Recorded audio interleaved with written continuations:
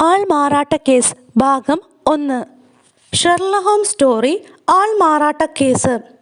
ഞങ്ങൾ ബേക്കൽ സ്ട്രീറ്റിലെ വാസസ്ഥലത്ത് നെരിപ്പോടിനിരുവശവും ഇരിക്കുമ്പോൾ Sherlock Holmes പറഞ്ഞു, പ്രിയ സ്നേഹിത, മനുഷ്യ മനസ്സിന് കണ്ടുപിടിക്കാൻ കഴിയുന്നതിനേക്കാൾ എത്രയോ വിചിത്രമാണ് ജീവിതം. നിലവിലുള്ള വെറും സാധാരണ കാര്യങ്ങൾ മനസ്സിലാക്കാൻ പോലും നാം തുനിയാറില്ല. കൈകോർത്ത് പിടിച്ചുകൊണ്ട് ഈ ജനലിലൂടെ പറന്ന് ഈ മഹാനഗരത്തിന് മുകളിൽ ചുറ്റിക്കറങ്ങാനും മേൽക്കുരകൾ പതുക്കെ ഉയർത്തി അറയ്ക്കുള്ളിൽ നടക്കുന്ന അസാധാരണമായ കാര്യങ്ങളിലേക്ക് എത്തി നോക്കുവാനും കഴിഞ്ഞാൽ അവിടെ നടക്കുന്ന വിചിത്രങ്ങളായ കൂട്ടിമുട്ടലുകളും ആസൂത്രണങ്ങളും വിരുദ്ധോദ്ദേശങ്ങളും തലമുറകളിലൂടെ പ്രവർത്തിക്കുന്ന സംഭവ ശൃംഖലയും അവയുടെ അനന്യസാധാരണങ്ങളായ ഫലങ്ങളും അറിയാൻ കഴിഞ്ഞാൽ നമ്മുടെ എല്ലാ കഥാകൃതികളും എത്രമാത്രം വിരസവും നിഷ്ഫലവുമാണെന്ന് നമുക്ക് ബോധ്യമാകും. എങ്കിലും എനിക്കത് വിശ്വാസമായില്ല. ഞാനത് പറഞ്ഞു. പത്രങ്ങളിൽ വരുന്ന കേസുകൾ എല്ലാം സാധാരണഗതിയിൽ തുച്ഛവും വികൃതവുമാണ്. നമ്മുടെ പോലീസ് റിപ്പോർട്ടുകളിൽ റിയലിസം അതിൻ്റെ പാരമ്യതയിൽ എത്തുന്നു. എങ്കിലും ഫലം കലാപരമോ ആകർഷകമോ ആവുന്നില്ലെന്ന് സമ്മതിക്കണം. ഒരു നിരീക്ഷകന് വസ്തുതകളുടെ കാതലായ ഭാഗം അതിലുണ്ടായിരിക്കും. വിശദാംശങ്ങളെക്കാൾ കൂടുതൽ ഫോഷ്കുകളിൽ ഊന്നൽ കൊടുക്കുന്ന നീതിപീഠത്തെ ആശ്രയിക്കുന്നിടത്തോളം അസ്വാഭാവികമായി മറ്റൊന്നുമില്ല. ചിരിച്ചുകൊണ്ട് ഞാൻ തലകുലുക്കി സമ്മതിച്ചു. നിങ്ങൾ ഇങ്ങനെ ചിന്തിക്കുന്നത് എനിക്ക് മനസ്സിലാവും. 3 ഭൂഖണ്ഡങ്ങളിൽ കർത്തവ്യമൂഢനായി കഴിയുന്ന എല്ലാവരുടെയും സഹായിയും ഉപദേഷ്ടാവും എന്ന നിലയിൽ വിചിത്രവും സാധാരണവുമായ എല്ലാ സംഭവങ്ങളോടും നിങ്ങൾക്ക് ബന്ധമുണ്ട്. പക്ഷേ ഇവിടെ തറയിൽ നിന്നും രാവിലെ പത്രമെടുത്തുകൊണ്ട് ഞാൻ തുടർന്നു. നമുക്കിതൊരു പ്രായോഗിക പരീക്ഷണത്തിന് വിധേയമാക്കാം. ആദ്യത്തെ തലക്കെട്ട് തന്നെ ഇതാ: ഭാര്യയുടെ നേരെ ഭർത്താവിൻ്റെ ക്രൂരത. അച്ചടിയിൽ അരക്കോളമുണ്ടിത്.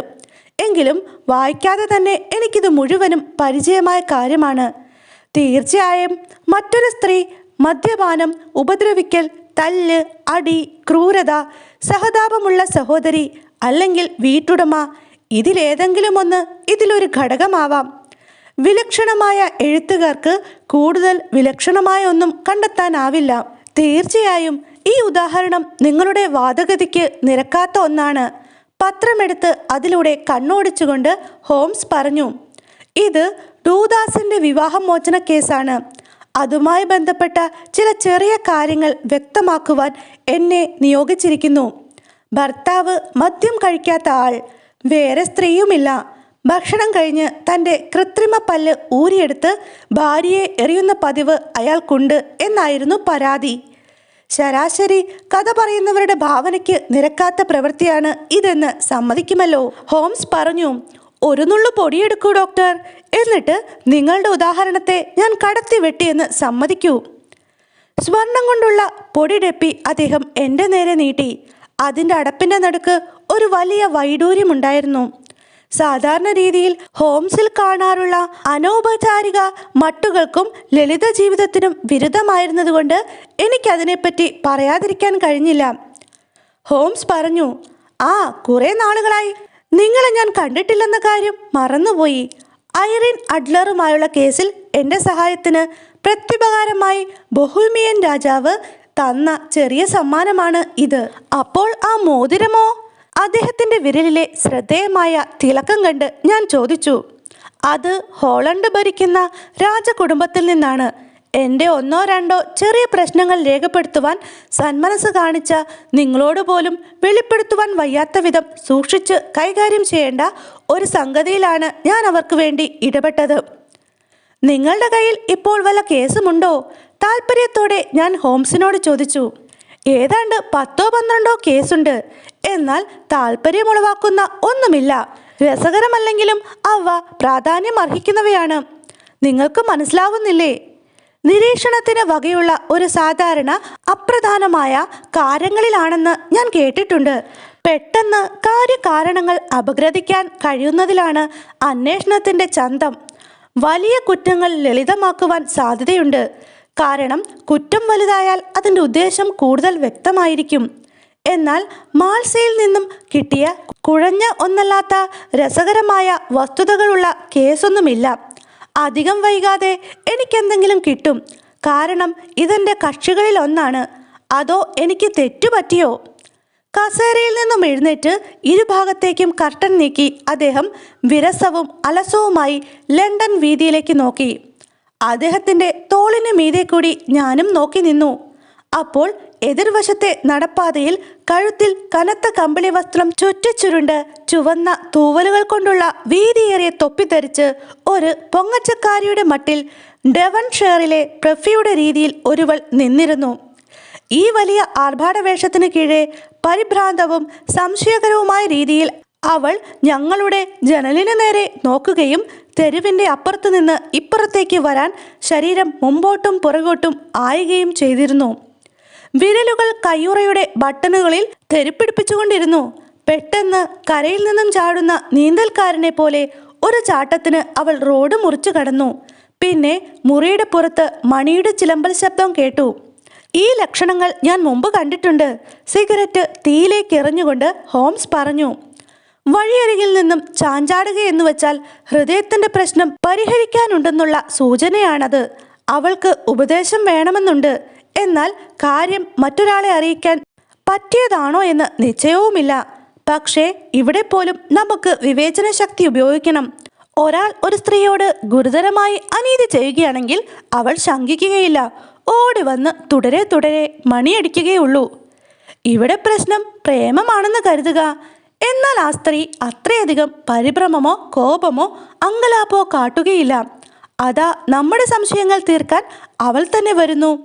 അദ്ദേഹം സംസാരിച്ചു കൊണ്ടിരിക്കെ വാതിലിൽ മുട്ടുകേട്ടു. മിസ് മേരി സദർലാൻഡ് വന്നിരിക്കുന്നു എന്ന് ഭൃത്യൻ അറിയിച്ചു. അതേസമയം പൈലറ്റ് ബോട്ടിന് പിന്നിലെ വലിയ ചരക്ക് കപ്പൽ എന്നതുപോലെ ആ ഇരുണ്ട ചെറിയ രൂപത്തിന് പിന്നിൽ അവൾ തനിയെ പ്രത്യക്ഷപ്പെട്ടു. ഷെർലക് ഹോംസ് തൻ്റെ ശ്രദ്ധേയമായ സരളമായ മര്യാദയോടെ അവരെ സ്വാഗതം ചെയ്തു. പിന്നെ വാതിലടച്ചിട്ട് അവളോട് ഇരിക്കാൻ പറഞ്ഞു. എന്നിട്ട് തൻ്റെ പ്രത്യേക രീതിയിൽ സൂക്ഷ്മമായി ഒരു നിമിഷം അവളെ നോക്കി. ഷോർട്ട് സൈറ്റുള്ളപ്പോൾ ഇത്ര വളരെ ടൈപ്പ് ചെയ്യുന്നത് അല്പം ക്ലേശകരമാണെന്ന് നിങ്ങൾക്ക് തോന്നുന്നില്ലേ? ഹോംസ് ചോദിച്ചു. ആദ്യമൊക്കെ, പക്ഷേ ഇപ്പോഴെനിക്ക് നോക്കാതെ തന്നെ അക്ഷരങ്ങൾ എവിടെയാണെന്ന് അറിയാം. എന്നാൽ പെട്ടെന്ന് അദ്ദേഹം പറഞ്ഞ വാക്കുകളുടെ മുഴുവൻ സാരവും മനസ്സിലാക്കി അവൾ ഞെട്ടി.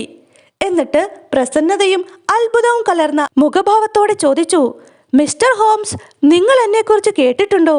അല്ലെങ്കിൽ ഇതെല്ലാം നിങ്ങൾക്കെങ്ങനെ അറിയാനാകും? സാരമില്ല, ചിരിച്ചുകൊണ്ട് ഹോംസ് പറഞ്ഞു. വസ്തുതകൾ അറിയുക എന്നത് എൻ്റെ ജോലിയാണ്. ചിലപ്പോൾ മറ്റുള്ളവർ ശ്രദ്ധിക്കാത്തത് കാണാൻ ഞാൻ സ്വയം പരിശീലിച്ചിട്ടുണ്ട്. അല്ലെങ്കിൽ പിന്നെ നിങ്ങൾ എന്നോട് ആലോചിക്കാൻ വന്നത് എന്തിനാണ്? സർ, മിസ്സിസ് ഈതറജിൽ നിന്നും അങ്ങയെക്കുറിച്ച് കേട്ടതിനാലാണ് ഞാൻ വന്നത്. പോലീസും മറ്റെല്ലാവരും മരിച്ചുവെന്ന് കരുതി ഉപേക്ഷിച്ച അവളുടെ ഭർത്താവിനെ അങ്ങ് നിഷ്പ്രയാസം കണ്ടുപിടിച്ചു. ഓ ഹോംസ്, അത്രയും അങ്ങ് എനിക്ക് വേണ്ടിയും ചെയ്യണമെന്ന് ഞാൻ ആഗ്രഹിക്കുന്നു. ഞാൻ പണക്കാരിയല്ല, എങ്കിലും ആണ്ടിൽ 100 പവൻ അവകാശമുറയ്ക്ക് എനിക്ക് കിട്ടും. കൂടാതെ എൻ്റെ യന്ത്രം കൊണ്ടും അല്പം വരുമാനമുണ്ടാക്കുന്നുണ്ട്. ഹോമർ ഏഞ്ചലിന് എന്തു പറ്റിയെന്നറിയാൻ വേണ്ടി ഞാൻ ഇത് മുഴുവൻ തരാൻ തയ്യാറാണ്. ഇത്ര തിടുക്കത്തിൽ നിങ്ങൾ എന്നോട് ആലോചിക്കാൻ വന്നതെന്തിനാണ്? വിരലുകളുടെ അറ്റം ഒന്നിച്ച് പിണച്ചും കണ്ണുകൾ മച്ചിലേക്ക് ഉയർത്തിക്കൊണ്ടും ഹോംസ് ചോദിച്ചു. ഭാവരഹിതമായ മുഖത്ത് പിന്നെയും ഒരമ്പരന്ന നോട്ടം പ്രകടമായി. അതെ, ഞാൻ വീട്ടിൽ നിന്നും ബഹളമുണ്ടാക്കിയാണ് പോന്നത്. മിസ്റ്റർ വിൻഡി ബാങ്ക്, അതായത് എൻ്റെ അച്ഛൻ കൈക്കൊണ്ട ഉദാസീനത കണ്ടിട്ട് എനിക്ക് ദേഷ്യം വന്നു. പോലീസിൽ പോവില്ല, താങ്കളുടെ അടുത്തേക്ക് വരില്ല, ഒരു കുഴപ്പവും ഉണ്ടായിട്ടില്ലെന്ന് പറഞ്ഞ് ഒന്നും ചെയ്യാതെ അദ്ദേഹം ഇരുന്ന് എന്നെ ഭ്രാന്തിയാക്കി. അതിനാൽ എൻ്റെ സാധനങ്ങളും എടുത്ത് ഞാൻ നേരെ നിങ്ങളുടെ അടുത്തേക്ക് പോന്നു. നിങ്ങളുടെ അച്ഛനോ അതോ രണ്ടാനച്ഛനോ? തീർച്ചയായും പേര് വേറെയാണ്, ഹോംസ് തിരക്കി. അതെ, എൻ്റെ രണ്ടാനച്ഛൻ. ഞാൻ അച്ഛനെന്ന് വിളിക്കുന്നു. അതല്പം വിചിത്രമാണെങ്കിലും, കാരണം അയാൾ 5 വർഷവും 2 മാസവും മാത്രമേ എന്നേക്കാൾ പ്രായക്കൂടുതലുള്ളവനാണ്. നിങ്ങളുടെ അമ്മ ജീവിച്ചിരിക്കുന്നോ? ഓവ്, അമ്മ ആരോഗ്യവതിയായി ജീവിച്ചിരിക്കുന്നു. അച്ഛൻ്റെ മരണശേഷം അത്ര വേഗം അവരെക്കാൾ 15 വയസ്സ് കുറവുള്ള ഒരാളെ വിവാഹം കഴിച്ചത് എനിക്കത്ര ഇഷ്ടമായില്ല. ടോട്ടർഹാം കോർട്ട് റോഡിൽ പൈപ്പിടുന്ന ജോലിയായിരുന്നു എൻ്റെ അച്ഛന്. അദ്ദേഹം മരിച്ചപ്പോൾ ആ ചെറിയ സ്ഥാപനം അമ്മ ഏറ്റെടുത്തു. ഫോർമാനായ മിസ്റ്റർ ഹാർഡിയുടെ സഹായത്തോടെ അത് തുടർന്ന് നടത്തി. പക്ഷേ മിസ്റ്റർ വിൻഡി ബാങ്ക് വന്നപ്പോൾ അവർ ബിസിനസ് വിറ്റുകളഞ്ഞു. കാരണം ഒരു വീഞ്ഞു കച്ചവടക്കാരനായിരുന്നതിനാൽ അയാൾ മേലെ കിടക്കാരനായിരുന്നു. ആ സ്ഥാപനം വിറ്റപ്പോൾ അമ്മയ്ക്ക് 4700 പവൻ കിട്ടി. അച്ഛൻ ജീവിച്ചിരുന്നെങ്കിൽ ഇതിലൊക്കെ കൂടുതൽ കിട്ടുമായിരുന്നു. കാട് കയറിയ അപ്രധാനമായ ഈ വിവരണം കേട്ട് ഷെർലക് ഹോംസ് അക്ഷമനാവുമെന്നാണ് ഞാൻ പ്രതീക്ഷിച്ചത്. എന്നാൽ നേരെ മറിച്ച് വളരെ ശ്രദ്ധാപൂർവം അദ്ദേഹം അത് കേട്ടു. നിങ്ങളുടെ അല്പവരുമാനം ഈ ബിസിനസ്സിൽ നിന്നുള്ളതാണോ? അദ്ദേഹം ചോദിച്ചു. ഓ അല്ല സാർ, അത് തീർത്തും വേറെയാണ്. ഓക്ലാൻഡിലെ എൻ്റെ അമ്മാവൻ നെഡ്ഗ് എനിക്ക് നീക്കി വെച്ചിരുന്നതാണ്. നൂലൻ്റെ സ്റ്റോക്കിലുള്ള ഓഹരിയുടെ 4.5% കിട്ടും. 2500 പവനാണ് ആ തുക.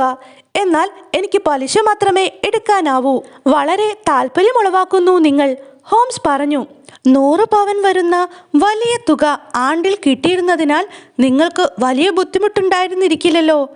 അവിവാഹിതയായ ഒരു സ്ത്രീക്ക് 60 പവൻ വരുമാനമുണ്ടായാൽ വളരെ നന്നായി ജീവിക്കാനൊക്കും എന്നെനിക്ക് വിശ്വാസമുണ്ട്, ഹോംസ് പറഞ്ഞു. മിസ്റ്റർ ഹോംസ്, അതിനേക്കാൾ കുറവായാലും എനിക്ക് കഴിയാനൊക്കും. പക്ഷേ വീട്ടിൽ കഴിയുന്നിടത്തോളം കാലം ഞാൻ അവർക്ക് ഒരു ഭാരമാവാൻ ആഗ്രഹിക്കുന്നില്ലെന്ന് താങ്കൾ മനസ്സിലാക്കണം. തീർച്ചയായും അത് തൽക്കാലത്തേക്ക് മാത്രമാണ്. മിസ്റ്റർ വിൻഡി ബാങ്ക് എല്ലാ 3 മാസം കൂടുമ്പോഴും എൻ്റെ പലിശ വാങ്ങി അമ്മയ്ക്ക് കൊടുക്കുന്നു. എനിക്ക് ജീവിക്കാൻ വേണ്ടത് ടൈപ്പ് റൈറ്റർ കൊണ്ട് എനിക്ക് ഉണ്ടാക്കാനൊക്കും. ഒരു ഷീറ്റിൽ 2 പെൻസിലാണ് എനിക്ക് കിട്ടുക. ഒരു ദിവസം 15ഓ 20ഓ ഷീറ്റ് എനിക്ക് ടൈപ്പ് ചെയ്യാനാവും. നിങ്ങളുടെ കാര്യം വളരെ വ്യക്തമായി. ഇതെൻ്റെ സ്നേഹിതൻ വാട്സൺ എന്നോട് പറയുന്നത് പോലെ അദ്ദേഹത്തിൻ്റെ മുമ്പിലും നിങ്ങൾക്ക് എന്തും തുറന്നു പറയാം. ഹോസ്മർ ഏഞ്ചലുമായി നിങ്ങളുടെ ബന്ധത്തെക്കുറിച്ച് എല്ലാം തുറന്നു പറയൂ. മിസ് സദർലാൻഡിൻ്റെ മുഖം വിവരണമായി. ജാക്കറ്റിൻ്റെ അരികിൽ വിറയലോടെ പിടിച്ചുകൊണ്ട് അവൾ പറഞ്ഞു. ഗ്യാസ് ഫിറ്റേഴ്സ് ബാളിലാണ് ഞാൻ അദ്ദേഹത്തെ ആദ്യമായി കണ്ടത്. അച്ഛൻ ജീവിച്ചിരുന്നപ്പോൾ അവർ ടിക്കറ്റുകൾ കൊടുത്തയക്കാറുണ്ടായിരുന്നു. അദ്ദേഹം മരിച്ചതിന് ശേഷം ഞങ്ങളെ ഓർമ്മിച്ച അന്ന് അമ്മയ്ക്ക് ടിക്കറ്റ് കൊടുത്തിരുന്നു. മിസ്റ്റർ വിൻഡി ബാങ്കിന് ഞങ്ങൾ പോകുന്നത് ഇഷ്ടമല്ലായിരുന്നു. ഞങ്ങൾ ഒരിടത്ത് പോകുന്നതും അദ്ദേഹത്തിന് ഇഷ്ടമല്ല. സൺഡേ സ്കൂൾ ട്രീറ്റിന് ഞാൻ ചേരണമെന്ന് ആവശ്യപ്പെടുന്നത് പോലും അദ്ദേഹത്തെ ഭ്രാന്തനാക്കുമായിരുന്നു. എന്നാൽ ഇത്തവണ ഞാൻ പോകാൻ തന്നെ തീരുമാനിച്ചു. എനിക്ക് പോകണം. കാരണം എന്നെ തടയാൻ അദ്ദേഹത്തിന് എന്തവകാശമാണുള്ളത്? അച്ഛൻ്റെ കൂട്ടുകാരെല്ലാം അവിടെ ഉണ്ടാകുമ്പോൾ അവരെല്ലാം ഞങ്ങളെ അറിയുന്നത് ശരിയല്ലത്രേ.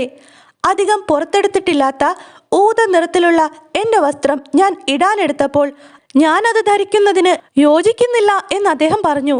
അവസാനം മറ്റൊന്നും നടക്കില്ലെന്നായപ്പോൾ ഫാക്ടറിയുടെ ബിസിനസ്സിനായി അദ്ദേഹം ഫ്രാൻസിലേക്ക് പോയി. പക്ഷേ ഞാനും അമ്മയും ഞങ്ങളുടെ ഫോർമാനായിരുന്ന മിസ്റ്റർ ഹാർഡിയോടൊത്ത് പോയി. അവിടെ വെച്ചാണ് ഞാൻ മിസ്റ്റർ ഹോസ്മർ ഏഞ്ചലിനെ കണ്ടത്.